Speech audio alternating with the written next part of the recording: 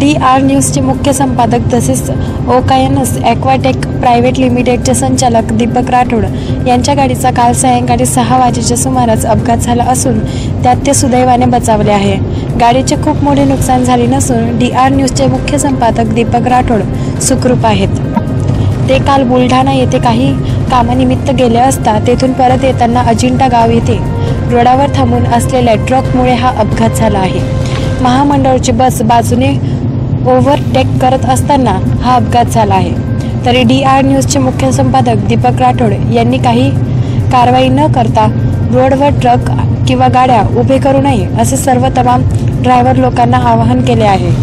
हा अपघात काल सायंकाळी 6 वाजेच्या सुमारास अजिंठा लेणी गाव येथे झाला आहे।